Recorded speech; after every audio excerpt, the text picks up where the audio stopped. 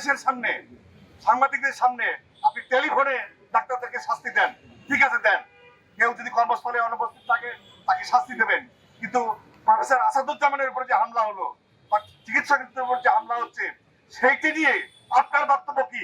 ৩১টি প্রতিষ্ঠানের প্রতিনিধিগণ উপস্থিতিতে আমরা চিকিৎসক সুরক্ষা আইন তথা স্বাস্থ্য সুরক্ষা আইন নিয়ে আমরা সেখানে তাদের সঙ্গে মত বিনিময় করেছি এবং একটি ড্রাফট ইতিমধ্যে আমরা সরকারের কাছে হস্তান্তর করেছি।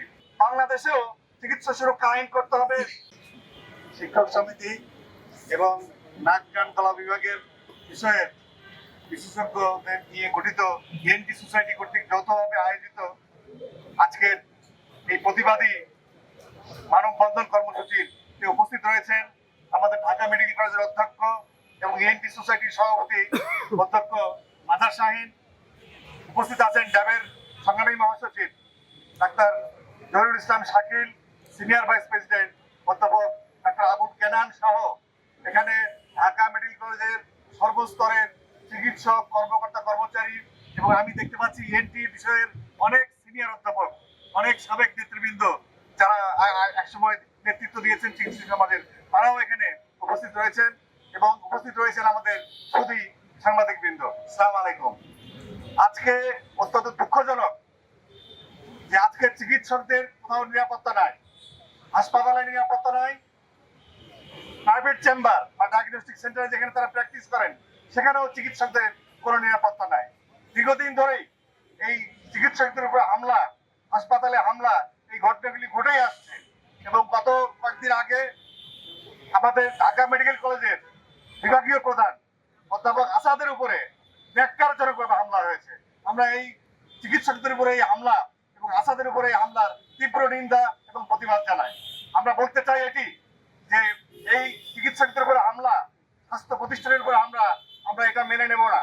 আপনারা জানেন ড্যাব কিছুক্ষণ আগেই প্রেস ক্লাবে একটি সাংবাদিক সম্মেলন করে তাদের লিখিত বক্তব্য পেশ করেছে, যেটি ডিটেল আমাদের মহাসচিব বলবেন।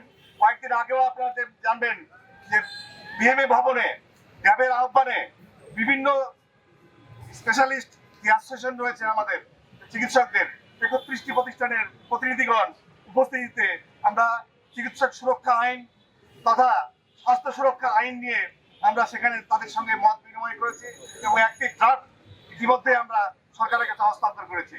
আমরা এই মুহূর্তে একটা কথাই বলতে চাই, দুষ্কৃতিকারীদের তো শাস্তি দিতেই হবে, তবে প্রচলিত যে আইন সেই আইনে দুষ্কৃতিকারীরা শাস্তি পাবে না।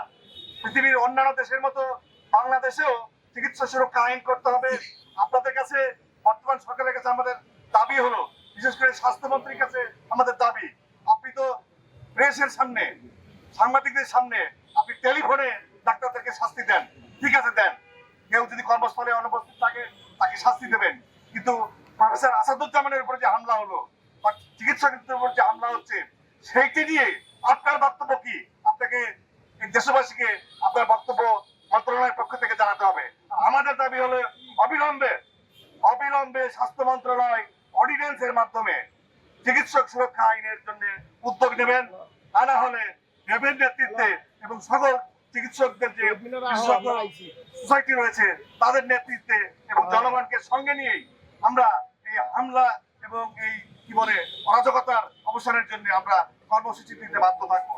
সবাইকে ধন্যবাদ। বাংলাদেশ জিন্দাবাদ।